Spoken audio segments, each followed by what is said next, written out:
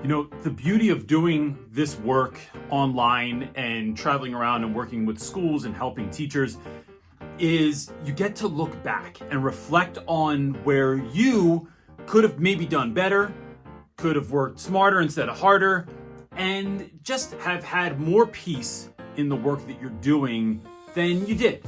And the beauty is that you get to pass that on to someone else so that they're not jumping over all the same hurdles that you did. And at least if it's a hurdle, there's maybe like some steps or a trampoline to get over a little bit easier. So today I want to talk about 4, mistakes. I don't really want to say that. 4 things maybe I did when I first started teaching that I think I could have done better. The hope here is not to point out something so that you feel crappy about the way you're doing something. Like if I say something today and you go, I do that. I'm not trying to hurt your feelings. What I'm trying to do is shed a light on an area, because darkness is eradicated the moment that light shines on it. And so can we shine some light on an area that you might be able to do better in so that you just live a more balanced, happy, and peaceful life as a teacher? Here we go. So these 4 are in no particular order, and there's tons of these that I could kind of share, but these were 4 that kind of like just hit me this week as I was sitting and thinking about this. If there is a video that goes along with this, I will let you know, and those will be in the description box below, because some of these I go into at length in other videos and trainings and things. So I'll just let you know if that's the case. But the first thing I want to talk about today is this idea of going from 0 to 10. I know that when I went into education, I just thought I would be better at so much stuff than I actually was. And then when I wasn't good at it, when I couldn't keep up, when I was doing work every single night and every single weekend and having no time off and signing up for all the extra stuff and trying to balance all of this stuff, I realized that I wasn't ready for juggling fire. I was ready for juggling. I was ready for maybe even juggling and throwing a chainsaw in there, but not chainsaws and fire and all this other stuff. That's my juggling move. I wasn't ready for all of that sort of stuff.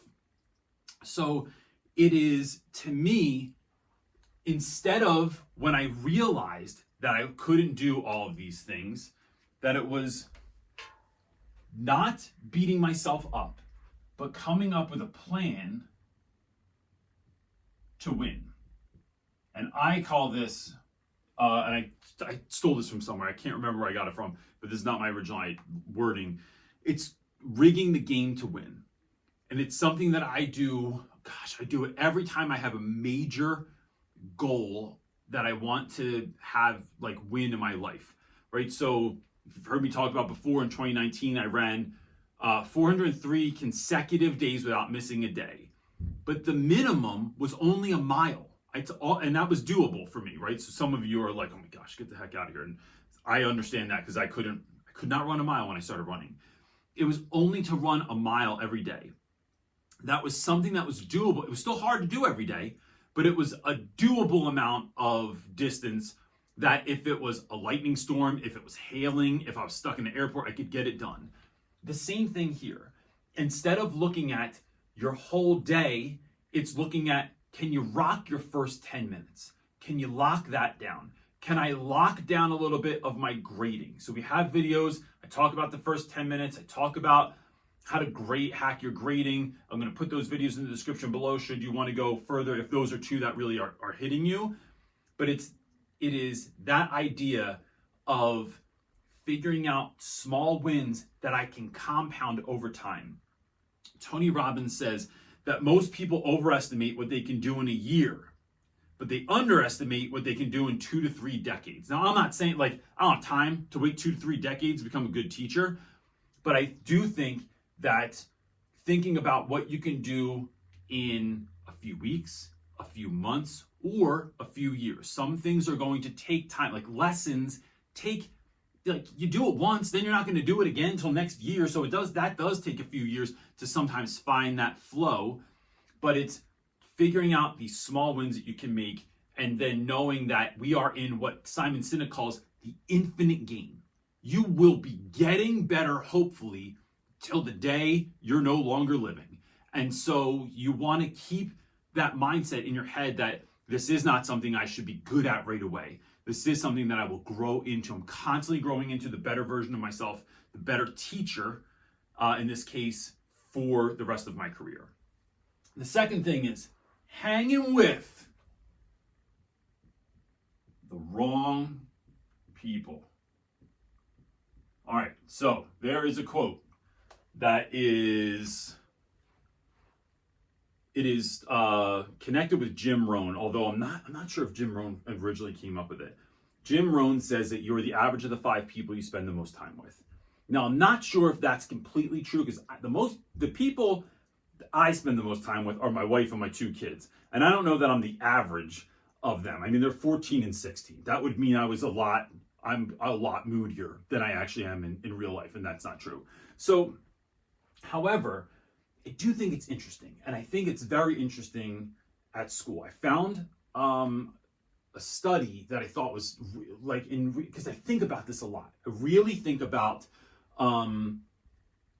who is deposit in my life and who's a withdrawal in my life. I do think about when in high school, I hung out with a lot of really sarcastic dudes, and I started being like that, right? You start mirroring, and there's a lot of neuroscience that backs this up, this idea of you start mirroring those who you hang out with and spend the most time with. So there's a study, though, in 2017 done at a Northwestern University that found that this blows my mind, sitting within 25 feet of a high performer at work improved an employee's performance by 15%. Just by virtue of seeing 25 feet, that is not that close either, right? Like, think about how far away that can be, but just being near that sort of energy, it improves employee performance by at least 15%. But sitting within this is another one, right? This is something to be mindful even with your students in class. But sitting within 25 feet of a low performer hurt their performance by 30%. So it doubled, which is incredible to me. So look, I do believe that in my first year, I hung out with who came to hang out with me. I did not go and seek friends. I did not see people doing excellence and then dare to put myself in those circles. But if I went back, I would 100% say, I just want you all to know the work you're doing is incredible. I just want to be in your space. I just want to hear the conversations. I want to see the planning. I don't want to just hear the advice. I want to watch you. Like, I need to be near this to do better. And y'all don't even have to teach me anything. You don't have to show me anything. You don't have to talk to me. I just want to be in the presence of greatness. No nonsense. That's 100% what I would do. I do it now as an entrepreneur, where I just ask people if I can just be in their space. And is it a little weird on the front end? Yeah, but I don't care, because I want greatness more than I want people to like me. I want to be excellent at what I'm doing more than I want to be comfortable. And so you choose your heart in those moments. For me, right, and I'm having that caveat, for me, this is not just the people I surround myself with. It is also the music I listen to, the podcasts I listen to, the YouTube channels that I watch, the people I follow on social. I choose not to follow anyone, even if it's tongue in cheek, even if it's just being facetious. I don't follow teacher channels or teacher platforms that are constantly making jokes about education, that are constantly tongue in cheek. I remember there was a YouTuber back in the day that was a teacher. I won't name their name, but they had pretty good views, and then they put out a video that was called like 10 dumb things that students do. And that video exploded, right? I'm not even saying there's anything wrong with making jokes. I'm not saying calling kids dumb. That is stupid. But it is there's a lot of funny stuff that happens in education. I don't need any more sarcasm. Look, I'm gonna break it down like this. I grew up in New Jersey with parents that were from Philadelphia. I don't need any more sarcasm in my life. My life is filled to the brim. It is my second language. So I don't need any more of that, because I want to go into school being loving and kind and thoughtful and full of energy and full of hope and optimism. And I have a hard time separating those two things sometimes. So I choose not to, but that's all with this mindset of like, I want to be filling myself up with goodness at all times. So the next thing is the blueprint, right? I saw an interesting interview with Jay-Z recently where someone was like, there's this, for all y'all that don't know, there is a question going around the internet that is, would you rather have $500,000 in cash or have dinner with Jay-Z? With the idea that what's more important, the cash or the knowledge? And so he was asked about this and he said, take the cash. He goes, if you want the blueprint, go listen to the blueprint, his album.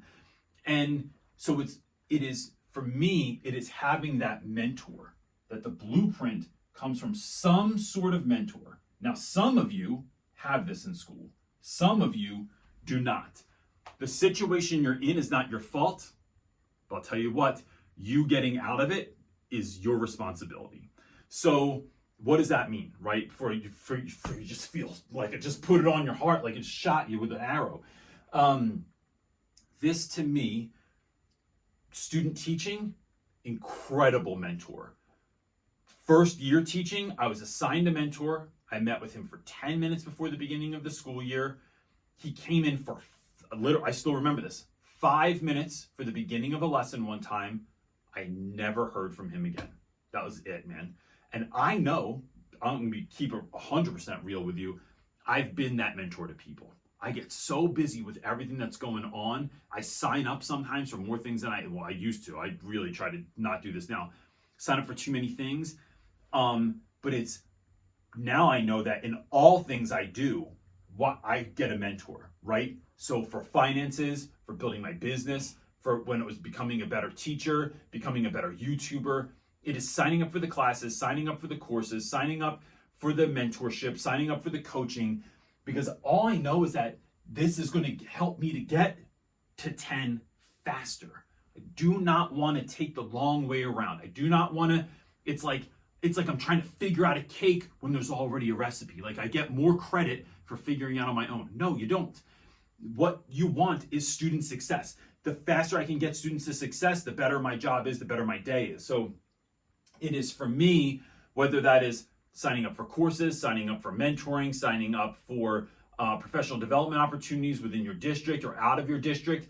And for me, this is signing up for things that are building me up too, and not just my pedagogy, not just coming up with great lessons, but making me the kind of person that can pull off a lesson like that as well. And then the last thing is, and this is, let me say this one more thing about being a mentor. For me, having a mentor has always meant, and that means whether it's a therapist or a spiritual director or a business coach, it is my mentors push me to have bigger goals than I sometimes give myself. They see what you're capable of, right? They don't get caught up in your mess like you do. They see what you're capable of and they push you towards those bigger goals. I just read a really great book. It's worth checking out by Benjamin Hardy called 10X is easier than 2X. Go Google that and check that out. The other thing is their outside perspective, a mentor or a coach, their outside perspective helps me to focus on the things that are the most important. Sometimes I have a very hard time figuring out, I just see all the different problems and I don't know some problems, when solved, take care of other problems. And I have a hard time sort of like hashing that out sometimes. They help me have clarity around those sorts of things. And this is probably the best thing to keep me accountable. I know that another phone call is coming up. I know that class is coming up. I know that someone's going to walk in my room and ask me if I've worked on that. And that sort of pressure helps me. It's a healthy kind of pressure for me that I feel like I have to get better because I'm going to have to talk to this person again. And I want to feel like I can pull this off. And then look, the last thing is neglecting your own, this could be a lot of things, but it is boundaries. I'm probably going to spell this wrong, but whatever. people always think too, right? Every English teacher out there that you're supposed to be great at spelling. Yeah, guess what? When you're undiagnosed dyslexic, the vowels just screw you up. Anyway, what does this mean? This means, let me ask you this, because some new teachers don't even know what their boundaries need to be. But if I asked you, what do you need personally to operate on the highest level possible for yourself? What do you need? And if you don't know, that really takes sitting down and really thinking about that. I'm not asking what your limitations are. I'm not asking why you don't do it. I'm not trying to guilt anyone into anything, but I know for me, it is getting 7, and now I'm feeling like 7.5 hours of sleep a night. I didn't used to do that. 7.5 hours of sleep a night. It is spending time with my family, like time that I am not trying to do 2 things at once. I am just hanging with my family. It is also, it's exercising, which is a whole thing. And then, but it's thinking for you, like, what is it baking? Is it reading? Is it spending time with your pets? Like, what is that for you? And then not comparing what you need with what anybody else does. People love to compare, and it makes you just feel like crap when someone goes, oh gosh, I was at school until 3:00 in the morning, and I only need 3 hours of sleep to come in and be like the greatest teacher anyone ever saw. No one, don't listen to them. Know what you need, do that, and then come into school being the best version of yourself. And so here's what I would consider doing for this particular point. There's something that I call my ideal week, where I list out what are the things that if I did all of these, I would have the best week I could, right? So for me, it's sticking to my values. It's a certain amount of time with God. It's a certain amount of time with my wife, with my kids, with my friends, doing the work that I've been given to do, this sort of thing. It is the speaking. It's all of the things, right? What does my ideal week look like? And then each week trying to fit some of that in. I'm going to tell you this though, on the front end. My ideal week is never ideal. I never get all the things done. So if I'm putting into my work and my family, sometimes that means my extended family, which is incredibly important to me, I don't get to as much. If I'm pouring time into them, I'm almost certainly not hanging out with my friends because it's just not enough hours in the day for me to get done what I'm doing. Today, I am shooting, I think 6 YouTube videos. And so family time is going to be much smaller. Friend time is going to be non-existent, but that's what this week looks like. So it's never going for perfect. It's always going for the best you can do that week. But it's having a plan and knowing what you need and then trying to do those things. So these are just 4 things that I think if you started working on these, or even 1 or 2 of these, your year is going to be so much better if you just had a mentor, if you just had boundaries, if you just surrounded yourself with great people, because some of these are going to cross over, right? There's an intersection here as well. That's going to help you to be the teacher that you're called to be, the teacher that your students need you to be, and a teacher that is just happier and healthier. That's it for this time, gang. If you're not in our Facebook group, please jump in there and please hit that like button. It just helps us out in the algorithm so that more people that need this can get it. See you next time. Peace.